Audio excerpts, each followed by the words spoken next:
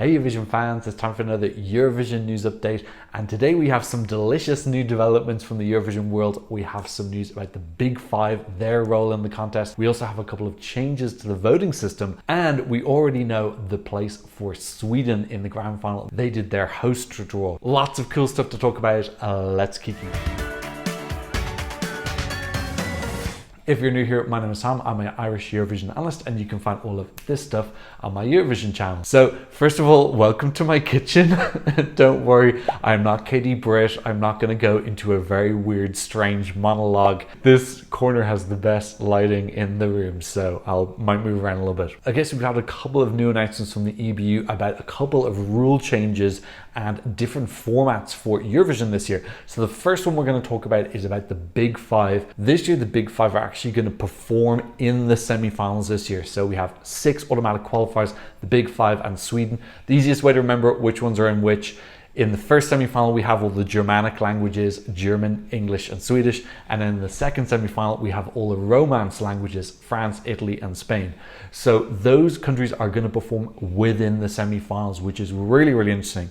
This is actually an idea that I've floated on this channel before. I've suggested that the Big Five should be the interval act, but they've gone one step further. They're actually putting them within the show. So the producers are going to put these 3 automatic qualifiers for each semi actually within the semi-final itself. So they might be 5th in the semi-final or 12th, or they might even be 1st. So it's going to be like 3 mini intervals within the 15 songs in semi-final number 1, for example. So really interesting idea. So in case you're new to Eurovision, the previous system was that the Big Five competed in the jury show, and then a minute of their performance was shown in the semi-finals. So we did like a little interview with the artist from Italy, and then we saw 1 minute of what their performance looked like.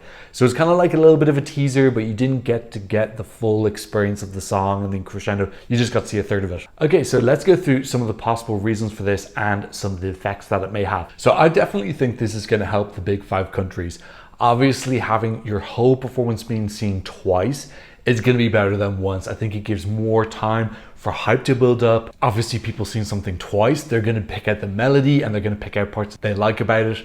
They're also going to see it in the semi-final and get excited and maybe share the video and start talking about it for the final. So this is definitely going to give an advantage to the Big Five countries. Now, this does bring up the big debate of the Big Five, because I know a lot of people don't think it's fair that they get straight into the final. I gotta admit, I'm very pro Big Five. At the end of the day, the EBU has mother-loving bills to pay, and the Big Five pay the most.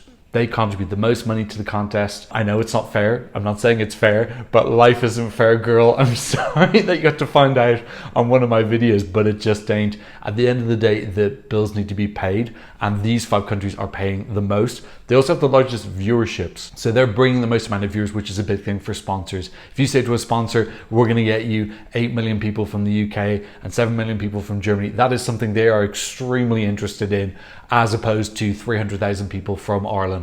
That's just the way it works. I'm sorry, again, this is capitalism, baby. I won't go into a big long thing about the Big Five. I can make a separate video all about that if you want, but look, at the end of the day, the Big Five keep the contest going. They pay for the party, so they get a VIP ticket to the party. That's just the way it is. So yeah, this gives them a better chance to win as well. I'll be honest, I think the EBU wouldn't mind if the Big Five countries won a little bit more often, because at the end of the day, they've got more money. It's much easier for these Big Five countries to host than it is for RTE in Ireland or HRT in Croatia, where those broadcasters just have smaller budget, whereas the 5 big broadcasters from the Big Five have gigantic budgets. We're looking at Sweden this year. They're having big financial worries. This is a big strain on them. So yeah, the Big Five winning a little bit more often would probably be a pretty cute thing for the EBU. Look, I don't think it's gonna make a massive difference, and anyway, Italy won in 2021 and they were only seen once. So a Big Five can win. I just think this gives them a little bit more of an advantage. I also think it's gonna bring more of the Big Five viewers into the semi-finals, which I think is one of of the main reasons as well. More people watching the show means that you can sell the ads for more, again, bringing more revenue for the broadcasters. This is going to be a theme of this video. If you want to know why all these decisions are happening, it all comes back to money. At the end of the day, they need to balance the books. This contest needs to pay for itself. So they're trying to think of new revenue streams. And I think this is largely down to the fact that Russia and Belarus leaving left a huge financial gap. And then we had several other countries leave. We had Luxembourg join, but still they're looking at as many revenue streams as possible so they can pay for this contest to happen. So more viewers coming in from the Big Five, hoping to bump up numbers and just try and get the Big Five a little bit more interested in the semi-finals, just feel a bit more invested in them because they'll want to see what their entry looks like on the stage. And then I think it'll also mean that more people from the Big Five are going to be voting because they're going to come to see their own country perform. They'll see other countries and go, oh, I like that, I'm going to vote for it. They're voting, again, more revenue for the broadcaster. So another interesting effect is that this now means that the producers could put one of the 3 automatic qualifiers in the first slot or the death second slot. It's not really a death slot anymore, but it's kind of got that traditional name. So yeah, there's a lot of controversy every year who are going to be in these undesirable slots, and now they can put one of the automatic qualifiers in, and the automatic qualifier isn't really going to care. So that's good because it means that some broadcasters who put a lot of effort into choosing their entry, for example, Malta last year were drawn second in their semi-final, it just means that those songs can go a little bit later and not feel like their chances have been scuppered by a bit of bad luck. So I would imagine that every year now, if they continue this on, at least one of the first or second songs will be one of the 3 automatic qualifiers. I have to admit, I think this is a good idea. It also makes the show longer. You've added in an extra 9 minutes plus transition times. That's 10.5 minutes. That's an extra ad break. It also gives the production staff a bit of extra time to practice going on and off the stage. So for example, the UK always brings a big prop every year. So this gives the production staff an opportunity to practice bringing the dizzy rotating stable off the stage and onto the stage in time for the postcard. It also gives the producers more flexibility with the running order. So for example, in semi-final 2, the first half this year, we have a lot of female artists, and then we have Nemo, and then we have one half of the Armenian act is male. But there's a lot of solo female artists this year. So having France, for example, which is male ballad, is just great to put into that first half. And I'm pretty sure that's what they're going to do. That first half has got a lot of powerful, upbeat female songs, which I absolutely love. But putting Slimane in there in that first half is going to be perfect just to break it up. And that's going to work for the advantage of those other artists because it's going to make them stand out a little bit more. If we just have like 7+ girly bops, you know, the 7th girly bop doesn't feel as special as the first one. Just popping Slimane there in the middle just helps break up the mood and just help everyone shine a little bit more. And then finally, it just lets these artists have a go at being in a live show. So previously they would be in the dress rehearsals, but they didn't have an opportunity to be in the live show until the final. So this gives them a chance to be live on stage, get them a little bit more comfortable with their nerves, and then they can go into the grand final and do it again. So what is my opinion about all this? I think it's great. Look, at the end of the day, the EBU needs money. They need money real bad. You know, if you are a millionaire from Tajikistan and you got a couple million floating around, throw it to the Eurovision team. They need it right now. They're trying to keep the boat afloat and they need new income revenue streams, and they're trying to think outside the box. I also think those practical elements that I mentioned as well, taking away one of the death slots, fleshing out the length of the show, letting the artists practice, these are all positive things as well. So I don't think that they're trying to make revenue at the expense of the quality of the show. I still think the show is going to be really great. I actually think it enhances it. Okay, so that's what I thought about the Big Five part. If you have any other extra theories, of course, leave them for me in the comment section down below. Okay, so let's go to our second new development, and that is that voting is now going to open from the start of the show. So the previous system was that when the last song had finished, voting would open. There would be a voting window that would go on for an extremely long time, it felt sometimes. Then it would close, we tally up the results, everything read out. This year, voting is going to open before the first song happens. Now, this isn't something completely new. It was done in 2010 and 2011. I actually remember talking to somebody about this, but I can't remember who, and we actually talked about did it have a bigger effect or not, and they had crunched the numbers and they told me that it didn't have a massive effect in 2010 and 2011. Now that doesn't mean that it's not worth trying again, because theoretically having the voting lines open right from the start means that songs at the very start of the running order have a huge disadvantage from being in the first approximately 6 songs seem to get disproportionately low televote points. This will hopefully offset that a tiny bit. I don't think it's going to be super effective. Again, based on 2010 and 2011, we saw it didn't have a huge impact, but I think it's better than nothing. I think even as a gesture, it's kind of saying to these countries, look, we're doing everything we can. Somebody has to go first. We're opening up the lines. Then it goes to the delegation that they have to kind of put out on social media. Look, guys, we're going first. Please vote for us immediately. Get their artists kind of to put the message out there. Vote early, please.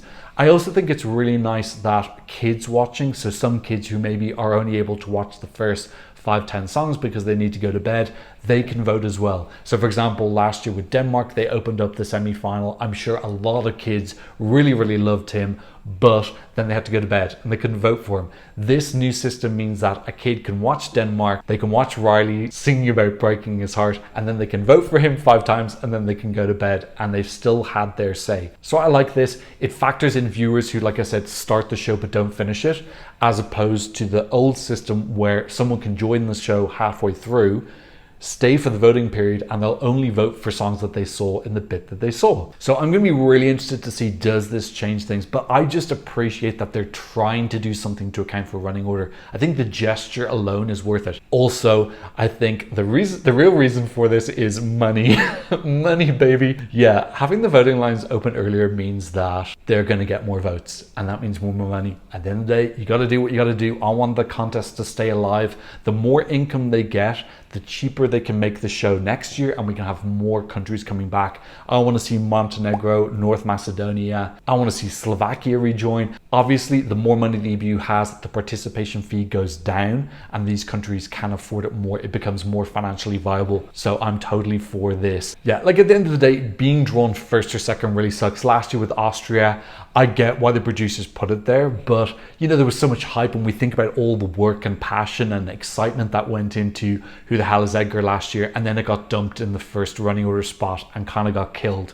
So it's very disheartening for broadcasters when they put their heart into soul into working on something, and then just through the luck of pulling out the first half bull and being in a half where there's no other real options for the producers, they just get the worst slot. So this hopefully will help offset that a little bit. And again, with social media being more prevalent now than it was in 2010, 2011, I think really smart delegations will take advantage of this. So the person who are slots 2, 3, 4 are going to go out on TikTok and Instagram and say, guys, we are number 2. You need to vote for us early, please. Don't go to sleep. Don't vote for people later. Vote for us in slot number 2. I really like that.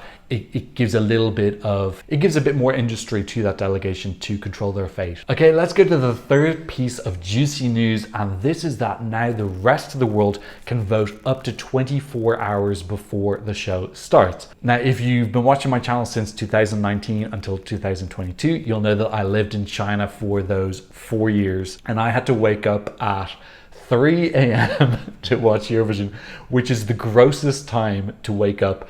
Australian people also understand this, and Kiwis, and anyone who's watching from Thailand, Indonesia, India, etc., waking up in the middle of the night to watch. It really sucks, and most people in Australia, I know, will just watch the repeat in the evening. But it really sucks that those people can't vote. So what this is trying to do is just facilitate people who are in those areas where the show starts at an awkward hour. Instead of having to wake up at 4 a.m. to frantically vote for your favorite Eurobop, you can just do it 24 hours before. Again, more votes, more money, baby. I also think it just feels more inclusive. So, you know, having the rest of the world vote is great, but it's not that great if it's so incredibly inconvenient that people just aren't using it. So this is part of the business model that the EBU are doing right now. We had a similar thing earlier in the season where they changed their motto to United by Music, which is going to be a continual motto. Again, trying to build up the brand of Eurovision so it has recognizability in different countries. People start to learn what it is. You know, there are all these huge markets that they're trying to tap into. Indonesia has 200 million people. India has 1.4 billion people. China has 1.4 billion people. I don't think they're trying to tap into China, but you know what I mean. There's a lot of potential interest in those countries if they just try and market it a little bit to include those people. So I like this. Again, it is coming down to money, but it's also a little bit of inclusion. And the important thing to remember is that the rest of the world vote is a tiny percentage of the actual points that are in the semi-finals and final. It's a small amount of points, girl. Don't worry about it, don't lose any sleep. Okay, and then the fourth and final bit of juicy news we have is that Sweden have drawn where they're going to sing in the grand final. So this is something that happens every year. The host draws a ball out of 26 and they get given a random number. I'm pretty sure Ukraine last year was 19 or so and the UK was 26. There's always been a couple of conspiracy theories about this, that it's rigged, because honestly in recent years the hosts have always drawn a pretty good number. Not this year. This year Sweden drew number 1, which for me was proof that these balls aren't rigged, because if you're going to give yourself a draw, you're going to give yourself 21, 20. That number is very, very good. 1 is the worst number you could possibly have, like worse than 2, I think. It's just absolutely terrible. But we already had some conspiracy theories, people saying that Sweden changed this new system where you can vote from the start and then rigged it that they would get number 1, which makes literally no sense to me whatsoever.